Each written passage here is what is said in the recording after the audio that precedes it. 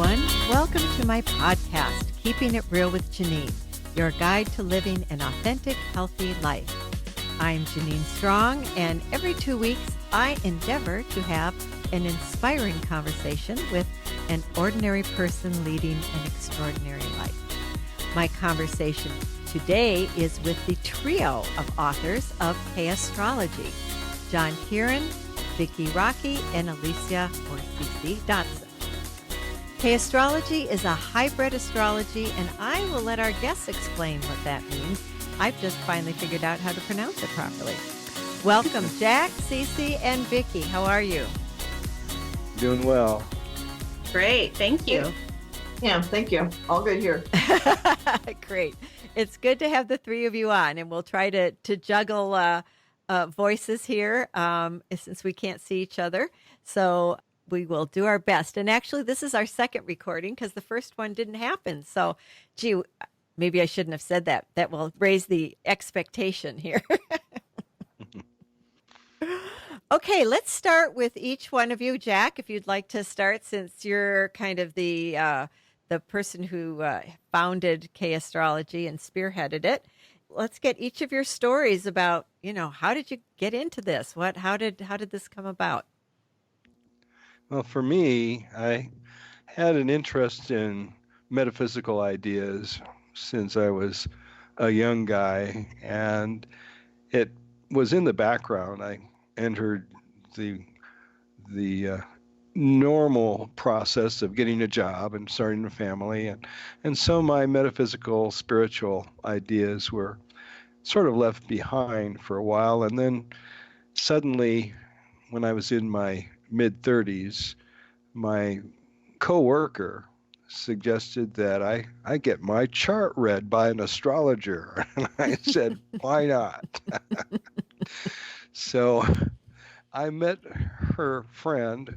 Her name was Sharon Mann, and she was not only an astrologer, but a psychic. Mm-hmm. And she claimed that all of her knowledge of astrology, basically she channeled. It wasn't something that she learned from other people. She channeled it from the other side, from the spiritual side. Mm-hmm. And she read my chart, and I was just astounded.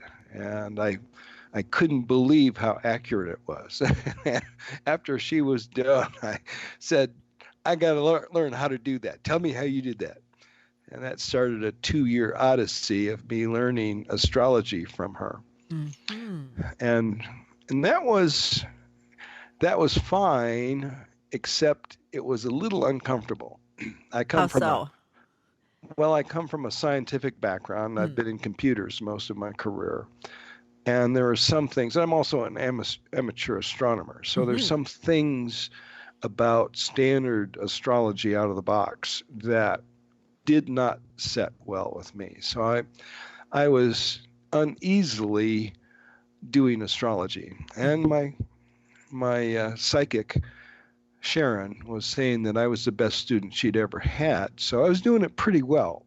But even so, scientifically, it just did not set well. So suddenly, on a fluke, she said one day that there's something wrong with the planets. And I'm going, oh, yeah?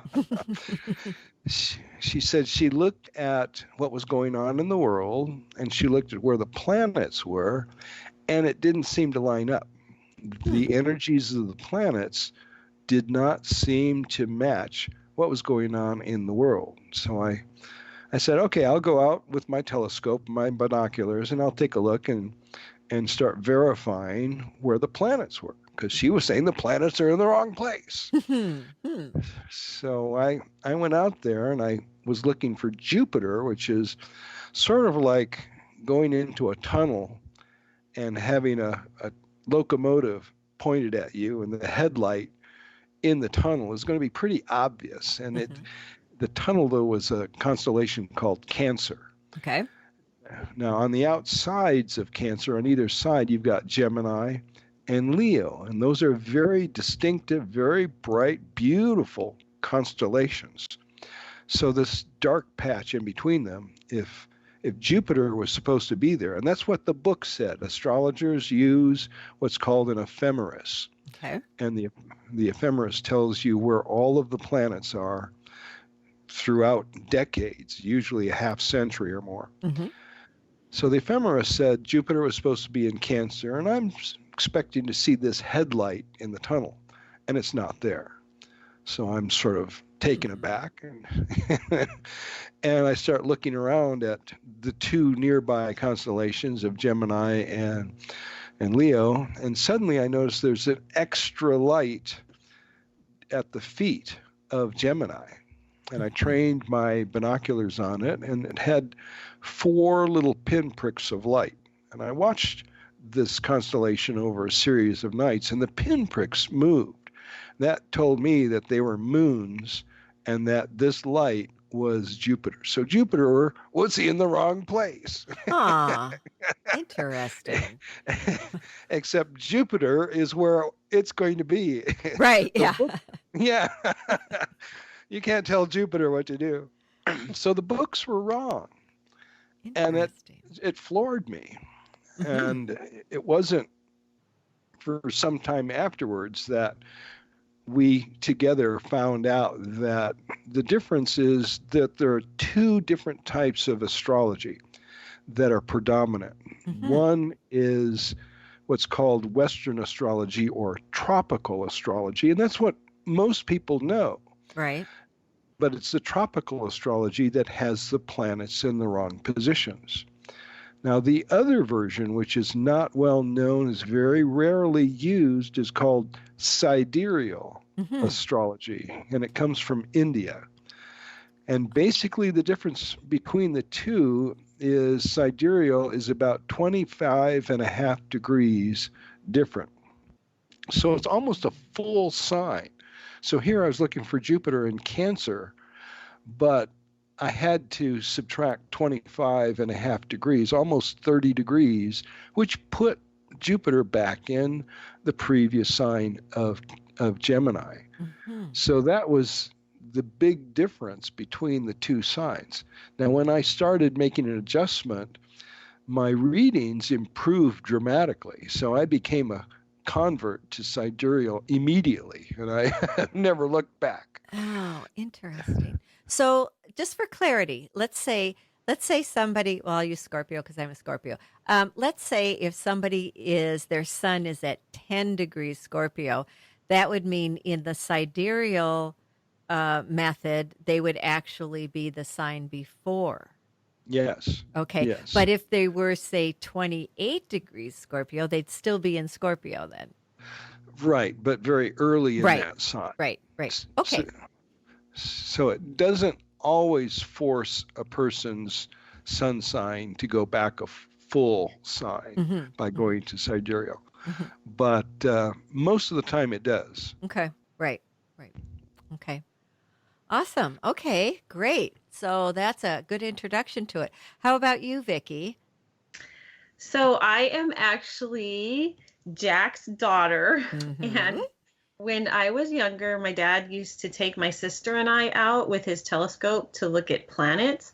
And that's kind of when I fell in love with astronomy. There was just something magical about it. But also, my dad had such knowledge that I was attracted to learning. And I remember one day, my mom and my dad, they were sitting at the kitchen table, and my dad was doing my mom's chart. And I remember him telling her to be careful because according to the transits in there, that she might get into a car accident soon. And sure enough, a month later, she was T-boned in her car. And she was very lucky to come out uninjured, but that experience aroused my curiosity for doing people's charts. I'm sure. Yeah. And a few years later, I asked my dad to teach me how to do it because he kept saying things and doing people's chart, and it was so correct and right on, and I just had to be a part of that. So at the time, he didn't really have structure, and there really wasn't any rhyme or reason to anything, but he was trying to teach me and trying to learn how to teach me. Mm-hmm. And of course, I was the kid that asks relentlessly, but why? How? Why? You know how little kids are. Mm-hmm. Mm-hmm. And he would say to me, let me think about that and let me get back to you. So over the next few years, we figured out ways to make the system teachable, mainly by me asking questions and he trying to figure it out, Mm-hmm. and going back and forth. And at one point, I noticed that there was a system of threes that was being repeated. And so in my head, I kept referring to them as triads. Sure. Mm-hmm. Yeah, just because I came up with that term. And then one day I said it aloud to my dad and I said, "Oh, yeah, this triad." And I remember he paused for a minute and said, "What?" And one of the critical concepts that I want to explain about the triads is that each triad has three pieces in it. You have the house, you have the sign, and you have the planet. Mm-hmm. And there are 12 triads. And in our readings, we use the moon, the sun, and Pluto as planets, but technically they're not considered planets. Obviously, Pluto is a trans-Neptunian object, and the sun is obviously a star. And then, of course, you have the moon. But they each have a part of their own triad. And the only exceptions is that Venus and Mercury, they both do double duty. How so? They are each part of two different triads. So we use Venus in the 7th triad and also the 2nd triad. And we use Mercury in the 6th triad and the 3rd triad. And the important thing about triads is that they're all read the same way wherever they are in someone's chart. And one piece flavors the read depending on where it is and where it's located in a chart, or what other triads are around it. And that's how the reading comes together. Mm-hmm. Mm-hmm. And then in comes Cece. Hi, Cece. How did you get involved in all this? Hi, everybody. Yeah, for the first 40 years of my life, looked at astrology as for entertainment purposes only. Ah. Mm-hmm. Okay, because, I grew up with, the newspaper would have the reading for Aries for the day, and it was always wrong. At least for me, it was. And, you fast forward to, I was about 40 years old when I got my first astrology reading, and it wasn't by Jack, it was another astrologer. She started off with the tropical system. And it felt so uncomfortable to me that she was guided to shift it into the sidereal. Uncomfortable in the sense that it wasn't resonating with you? Correct. Okay. It just didn't feel accurate. Okay.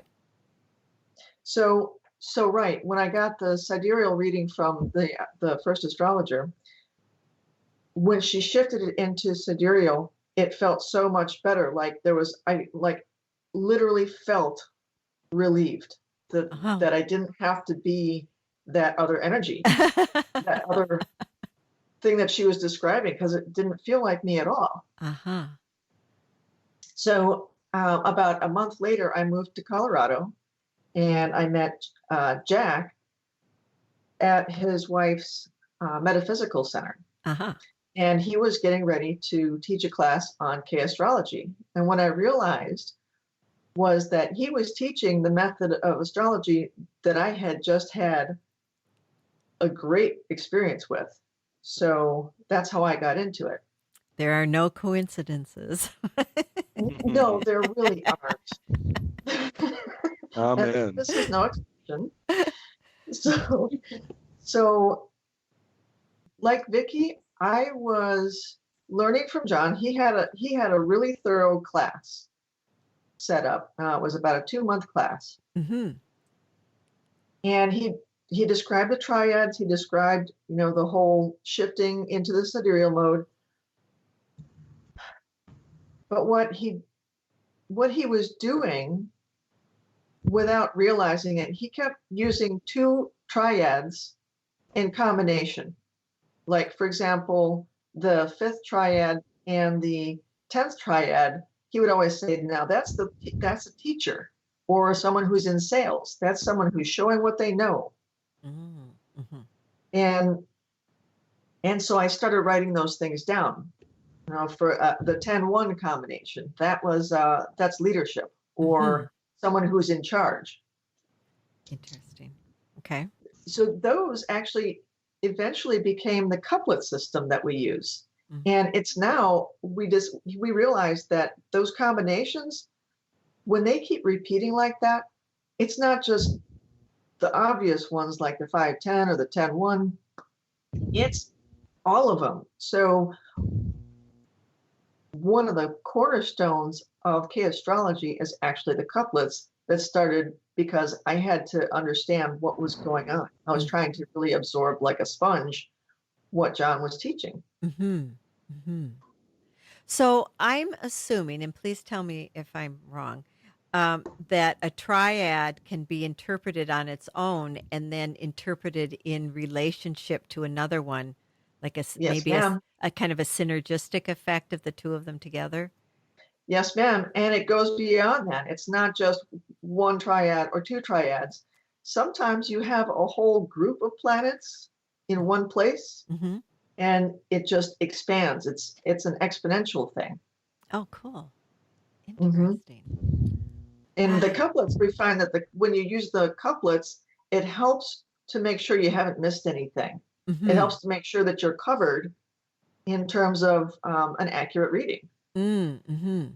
Now, does this relate to triangulation at all, or? No. Well, yes and no. Triangulation is when you're reading a particular place in the chart. Let's use the moon, for example. Let's say the moon is in the 3rd house. Okay. You're reading the 3rd house, you're reading the moon in there, but if you take a step back and you look at what the other parts of the triad are, so the moon, for example, is the ruler of the 4th house and also Cancer. Okay. So you look around the chart for the Cancer and the 4th house, and you come up with a triangle. And quite often there are confirmations with those 2 other parts of the triangle, of the triad. Is that clear? Yeah. Yes, it is. So how does that differ then from, should we call it, I forget, you didn't call it traditional astrology, but Tropical. Tropical. I knew the T was right. And I think of it as traditional. How does that differ from tropical astrology that we normally would get as a reading? They don't have triads. That's completely different. Most astrologers will assign specific qualities and energies to a house, a different set of qualities to the sign, zodiac sign, and then another set to the planet. But for us, we have one set for the planet, the sign, and the house. And it's the set of energies and traits is identical for each of the 3 parts of a triad. Interesting. Is that this is something we didn't talk about before when we did our previous recording, but I just had this thought. Is there an example or 2 that you could give, like kind of more specific of a reading that would show something in the tropical, but would be different in the sidereal that is much more accurate? Or is that kind of, without having a chart, kind of hard to do? The ascendant for Eleanor Roosevelt and with Sidereal, her ascendant is Scorpio. The ascendant is how other people see you. Okay. It's like looking in the mirror. Mm-hmm. Mm-hmm. And so not how you see yourself, but as other people see you. Yes. Mm-hmm. Okay. And it's based on you taking action. The first triad, as we call it, which includes the first house, is how other people see you because it's you taking action. Okay. And as a result, that is who you are in their eyes. You are far more complex. You are all of the planets, all of the signs, and all of the houses. But it's the first house and the first triad that other people see. So that's how they interpret who you are, right or wrong. Oh, that's a really good explanation. Thank you, because I'm not sure if I've ever heard it quite that way. Because I would imagine that applies whether you're doing tropical or sidereal. That's true. Right. Okay. Now originally I learned tropical. Mm-hmm. I just found that sidereal worked better, and Cece's story is a good example of that. Mm-hmm. For many people, the tropical just never fit quite right. Mm-hmm. And when we switch to sidereal, they go, "Oh, that fits a whole lot better." So the Pluto is part of the 8th triad with Scorpio and the 8th house, and it's powerful. Mm-hmm. And with our system, she would have had in tropical, she would have had Sagittarius, which is laid back and easygoing, Mm-hmm. and that would be on her first house. But she was world famous for her powerful position. She ended up being the UN representative for the United States. Mm-hmm. She was a powerful lady. Mm-hmm. So that would be an example of, with tropical, she would have been Sagittarius, which is laid back, easygoing. And no, she was a powerful lady. So with moving her ascendant to Scorpio, that power showed up. Other people saw her as having power. Basically, she represented FDR, since he had polio and was confined to a wheelchair. Right. So she flew around the world representing him. She was a powerful lady. Mm-hmm. So that's an example of switching from tropical to sidereal and making a significant difference. Yeah, that's actually a great example. So what about the philosophy behind this? Because it seems to me that there's much more of a philosophical way of living kind of basis to this than there is with the tropical. I think first and foremost, we support and believe in the golden rule. Mm-hmm. That's something that most world religions support. Why don't you repeat it just in case somebody kind of forgot what that is? Yeah, it's typically described as treating others the way we want to be treated. Mm-hmm.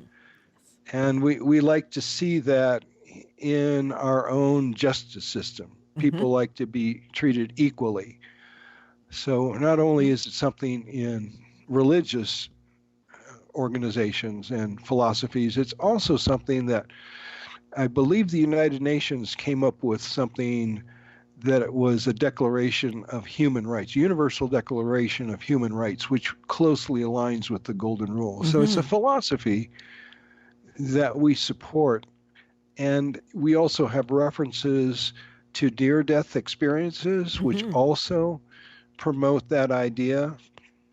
And for us, the key is that if we live according to the Golden Rule, then we will have a successful life. But it's not easy to do. And if we fall or fail in some respects, and we don't treat others as we would like to be treated, then that comes around and creates what we call karma. And that will eventually create another life for us, reincarnation. So we support reincarnation as well. So perhaps you'd like to define karma, and just in case there are people that don't really understand what these terms mean. Actually, karma and the related term dharma come from India. Okay. And karma originally was intended to be both good and bad karma. But the way that Edgar Cayce used it, it always indicated a problem area. If someone had karma, it was a case where they did not treat other people equitably or in the highest regard. So the karma that we refer to refers to it as Edgar Cayce would, that it's a negative attribute. So is there a different word for a positive attribute that you're bringing with you? Yes, we use dharma, and that comes from India also. Dharma stands for, or is interpreted as, right living. In other words, if you're living according to the highest ideals, that would be right living. Okay. So we use dharma to mean aligning with the golden rule. Someone who lives according to the golden rule, that would be a dharmic life. And for us, if someone has failed to follow or align with the golden rule, they'll be back again. This earth, this world is a training situation. We learn. And that's how Sharon Mann taught me, is that we have lessons in life. Things happen to us for a reason. And I think, Janine, you used that term earlier, that everything happens for a reason. That's exactly the way Sharon would approach this, that in this lifetime, we are having these experiences, good, bad, indifferent, whatever. It's for our own learning, that we learn through experience. So that, to me, is indicative, first and foremost, that everybody who's here has some karma that they're working through. And even for somebody who happens to be a highly idealistic, guided person, part of their reason for incarnating might be because in a prior life they had ideals, but they did not express them. So now they're in this earth so that they can express those ideals for others to see and learn from. So everyone has lessons to learn. Would that be kind of like a bodhisattva?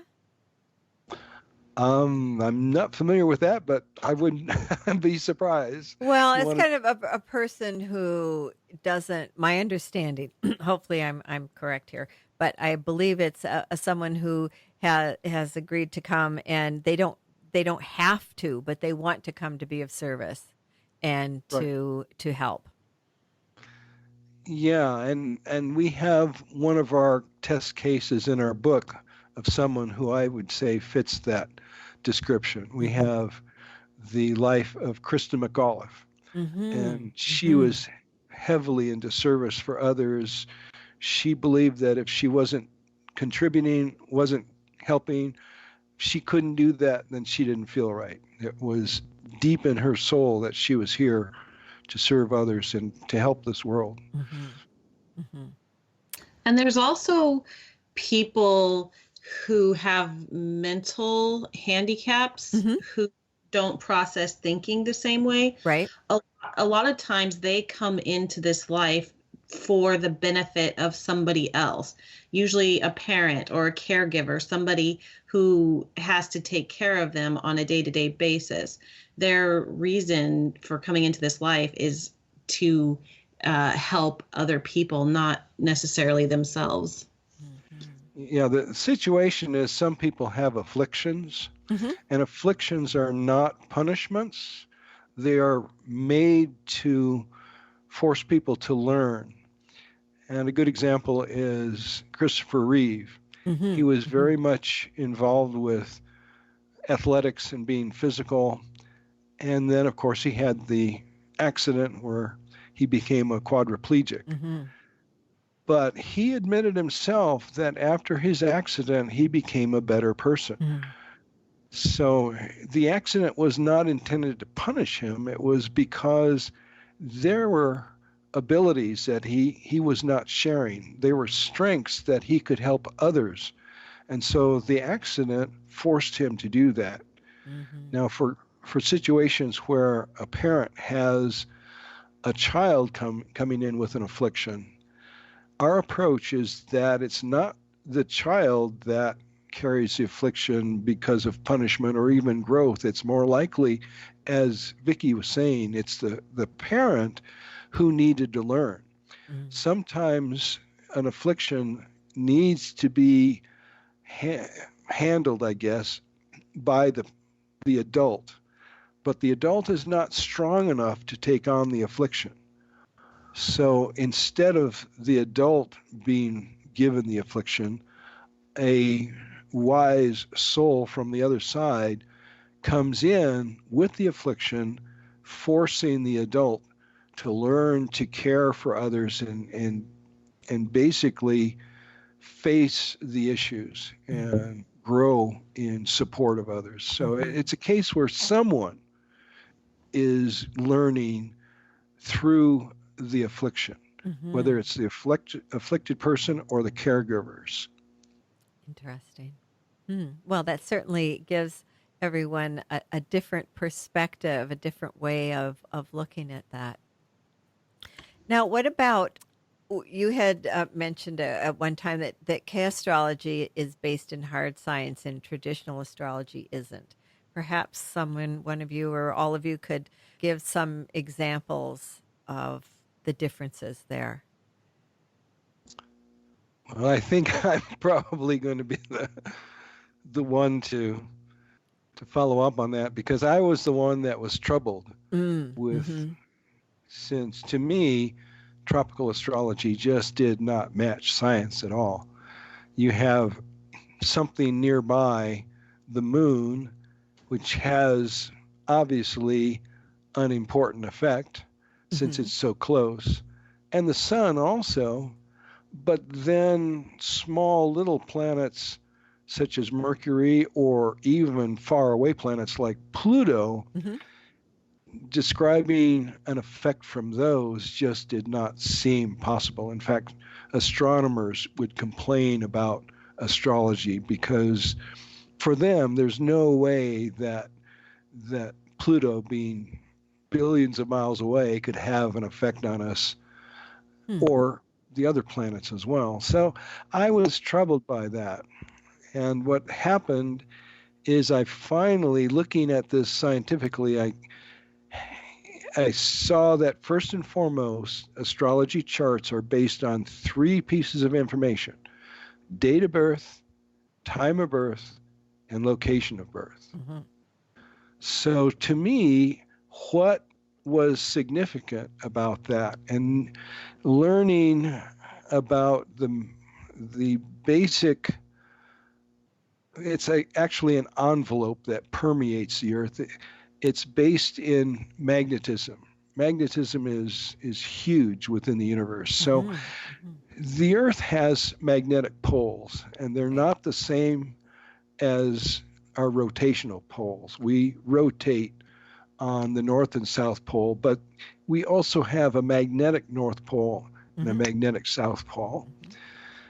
And out of these poles, there's a magnetic flow, a flux, and it creates a bubble of magnetism around the planet. And what happens is that this magnetic envelope is affected by the solar wind. The sun is streaming out a wind of charged particles, and when they crash into the magnetosphere on the day side of the Earth, it compresses the magnetosphere. And on the night side, this wind, as it goes over, it pulls on the magnetosphere, creating what's called a tail, or specifically a magnetotail. Now, with the Earth spinning completely within a 24-hour period, what happens is the shape of the magnetosphere changes all the time. It happens all the time because the Earth is revolving all the time. So the shape of the magnetosphere is going to be unique, and not only unique for the magnetosphere as a whole, but in relationship to the surface of the Earth. So the location on the Earth is going to have a different shape of magnetosphere every day. And that continues from season to season because the Earth is tilted. Right. And because the Earth is tilted, that magnetosphere shape is constantly changing throughout the year. So that explains why you can have a need for those three pieces of information and it be related to something other than the distant stars and planets. It's related, we're saying it's related to something right in front of it. It's the magnetosphere. Now, I would assume then that that would also take into consideration the fact that magnetic north has been shifting. That's absolutely true. And what that effect is going to be, we're not sure, but some folks say that the shifting of the poles might also shift the type of people who incarnate. Oh, interesting. So in what way? Well, they've talked about indigo children, and indigo children go out there and communicate on what they call the grid, whatever the grid is. The indigo children know what that is, but a lot of the rest of us don't. But apparently it's there, and I wouldn't be surprised if it's related to magnetism as well. So that's a key component for us. But there's another component that prompted our name. It's chaos theory. And chaos theory is sort of an ambiguous term that most people don't understand. And the related term is fractal. A lot of people are more likely to have heard fractal than chaos theory. But the two major tenets of chaos theory is first and foremost sensitivity to initial conditions. That basically says that what happens at first is going to have long-term repercussions. And for astrology, where you were born, your date, time, and location, those are your initial conditions. And that, for us, sets the stage for your natal chart, as we call it, your birth chart, as well as what happens to you for the rest of your life. It sets the stage for who you are and what's going to happen to you. So that is the first part, sensitivity to initial conditions. And the next part is self-similarity. Now, self-similarity, the best way of seeing that is looking at your fingertips. Okay. You've got, all of your fingertips there, and they look sort of the same. They've got lines and whorls and loops and so forth. But the FBI says they're all different, even on your two hands. No two fingerprints are alike. And that is the basis of self-similarity. They look similar, but yet they're different. And that's the key to fractals as well. They look similar, but they're different. And for us humans, we look sort of similar, but no two of us are alike. And that is a key component of our life being set up. We might have charts, and they may have all of these planets. They have the same zodiac signs. They have the same houses. But no two charts are quite alike. They're self-similar. They've got houses and signs and planets, but no two are identical. And that, to us, is a key factor in doing our readings. Now, there is an exception, and it would be a conjoined twin. I was wondering about twins, but you're talking about conjoined twins now. Yeah. Okay. Sometimes twins will be born separated by hours. So that would be a significant difference to change the chart.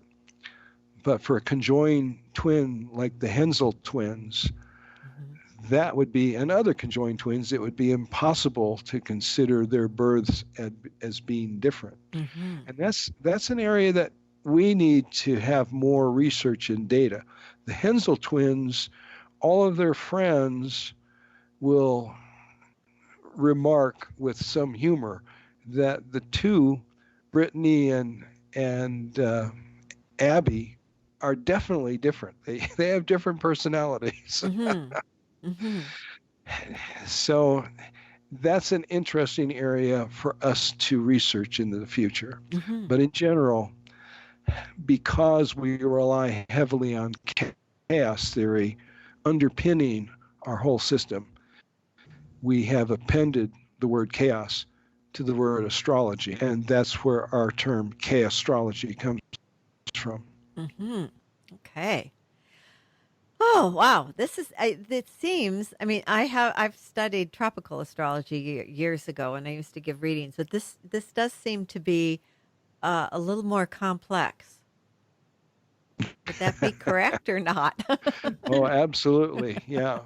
We have some interns right now, and they've been studying this and learning this for over a year, and they're getting very close to becoming certified. Uh-huh. But it's not something that you can do overnight. The book that we're writing now, we wouldn't expect people to read the book and be able to give readings. This is basically an introduction, even though it is a textbook that we're writing. Okay.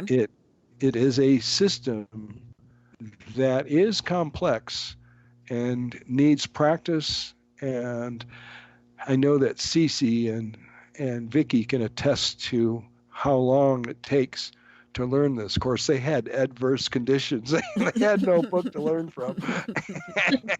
Mm-hmm. Interesting.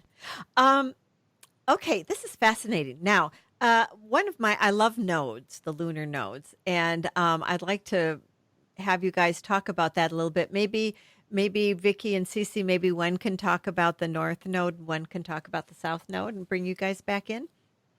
Sure.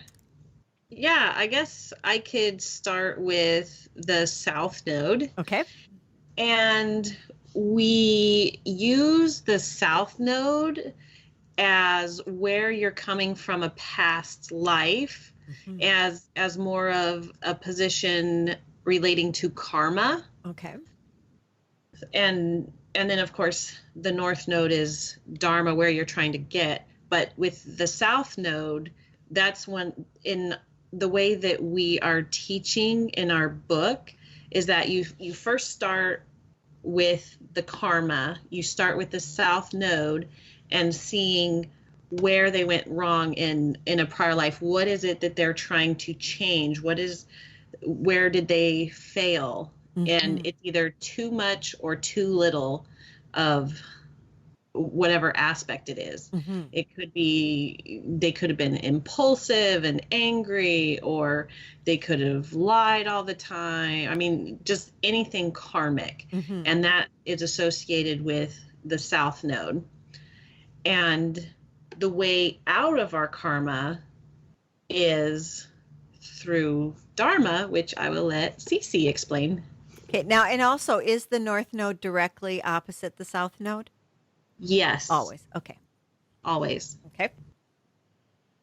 Right. So one of the first things that John taught me was, if you're in a situation that you don't like, the fastest way out of it is to do a 180-degree turn and go the other direction. Oh, interesting. And yeah, so that is how I think, and to this day, I think about the north and the south nodes in that way. Could you give an example of that? Sure. If you are, let's say, I did the Anne Frank chart, and her north node is in the 11th house, and her south node is in the 5th house. When she was a child, she was always wanting to be the center of attention, which is a 5th triad attribute, wanting to always be in the public. It's like the spotlight's on me. Got it. The 11th triad is representative of the masses. It's being just like everybody else. There's no spotlight. Mm-hmm. And at the beginning of her life, she was she grew up in a privileged family. Mm-hmm. And the end of her life, fairly obviously, she was definitely with the masses. I mean, even to the point of we don't know exactly where she was buried. Mm-hmm. She was in a mass grave Mm-hmm. along with everybody else. So that's just a really visual, a very image-rich example of the North and the South nodes. So the flaw was in her wanting to be in the spotlight, and the correction was becoming like everybody else. Mm-hmm. Being part of the audience. Yeah, exactly. Interesting.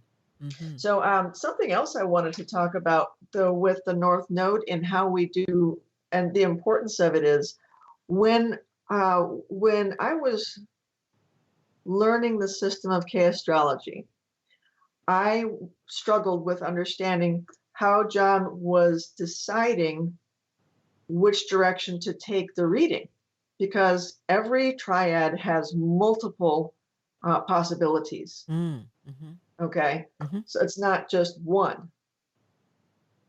That's part of what makes it complex. Mm-hmm. The North Node and the South Node are actually the indicators. Those are like your north-seeking arrow. Got it. It's like your compass point. Mm-hmm. Give you some direction to go in. It does. It's like, okay, if you have, for example, the North and South, you have the karmic read that John was talking about, and you're not sure exactly what the solutions are, Mm-hmm. you always look for the North Node, Mm-hmm. and that's never wrong. Mm-hmm. That's what you're looking for. That's the goal. That's the objective in this life. Look for the North Node, follow that, and you're probably going to do pretty well. Interesting. Mm-hmm. Mm-hmm. Okay. Yeah, and it was part of how it's part of the book as how to do a read and how to get accurate, reliable, and consistent readings. Mm-hmm. Mm-hmm. So, what a segue. Thank you. Yeah. So do you guys do readings for people? That's kind of a dumb question, but I need to ask it. Absolutely. And for your listeners, we want to provide a special rate if they provide us with your name, Janine, on their request. We will give the special discount rate. Right now, our readings are at $210 for a reading, but Okay. we're going to give a special rate of basically half off. So $100 for a natal chart reading for your listeners. Wow. Yeah, we do. Thank you. We do readings. Thank you. What about if somebody wants transits too? That would be another $50 for the transits, Okay. because that's normally $105. Mm-hmm. Mm-hmm. So both of those, a little more than 50% off. Oh, thank you so much, guys. That's really generous. So how do people arrange this then if they decide they want a natal chart and or a transits done? We will have a link on our website that they can click and send us an email or contact us. And with that contact, we need a contact through email, because we like to send people their chart, which is graphic. And it just does not work out well through other media, right, like the telephone and so forth. So we like to have email for them to provide their birth information, date, time, and location, and then in turn we can send back the actual chart that we devise for them. Okay. And then our readings usually take about 2 hours, and we do it over the phone. We'll send an invoice for PayPal. That's how we are presently using it. So we'll send them an invoice through PayPal, and once that's paid, we will do the reading. And again, it's about 2 hours. And usually we like to have a few days before to analyze the chart. Sure. So it's not something where you pay for it and you get a reading 2 hours later. Right. That makes sense. So we'll have a link on the podcast webpage for them to go to. And if they want to go right to your website and click on the link, what is your website? It's chaostrology.com. And we'll have an indicator there. Let's spell that out for everybody. Okay. All right. Chaostrology is CHAOSTROLOGY. Did I get that right? Excellent. Yes. I was watching. I've got it written down, so I was watching just to make sure. And it's .com. COM. Okay. Awesome. And now, do people request one of you, or just whoever is next in line? How does that work?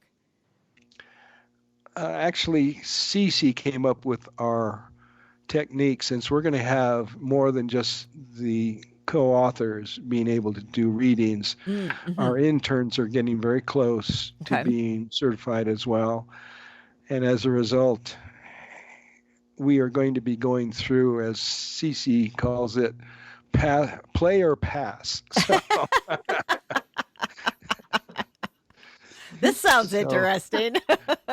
Well, a lot of us have multiple things going on, and as a result, who's available to do this reading? So if they're ready, then they'll play, and then the next request that comes in, we'll start with the next person down the line, play or pass, and that way, as soon as someone becomes available to do a reading, they will pick it up. No, that sounds like a pretty good system. Sounds fair. Cool. So, okay. So I'm going to have this information on the website too. Your book, when is that available? We're planning to have it out by the 1st of May. Okay. All right. And we're uploading, unless you've changed your mind, we're uploading this podcast conversation on the 26th of April. So it'll be just before the book is out. And it's an ebook, right? It's an ebook. We hope to have the paperback in the fall. Okay. Can that be pre-ordered, or do they just have to wait until it's launched? Yeah, they'll have to wait until it's launched for the ebook. There might be some pre-order for the paperback, but we've got to do some preparations for that. We're not ready. Okay. So what I will do is ask you to send me the link when it's up, and I'll go back to the webpage and I'll put it in. Okay. So Great. That'll be helpful too. Great. Cece, Vicky, anything you'd like to add? No, I just want to thank you very much for letting us go on your podcast. I think it's really wonderful of you, and you've been very gracious to us. I wanted to thank you very much from the bottom of my heart. Oh, you're very welcome. Yeah. You guys are very welcome. Now, this has been a fun conversation. I think it's very informative. And actually, I'm glad we re-recorded it because we got a lot more information in this time, I think. So, as usual, everything works out. Things happen for a reason. Yes. Yeah. Okay, well, great. So do you guys all feel like you got everything in that you wanted to? Yes. Thank you. Okay. Thank you for your time, Janine. Oh, you're very welcome. You're very welcome. Great. Well, thank you guys. I really appreciate it. And Jack had done my chart, and I just took a cursory look at it, but I'm going to really look at it a lot closer now that I've got a better understanding. And maybe I'll ask one of you to take a look at it and give me a little information. Absolutely. Great. Okay. Thanks, guys. Thank you. Take care. Stay well.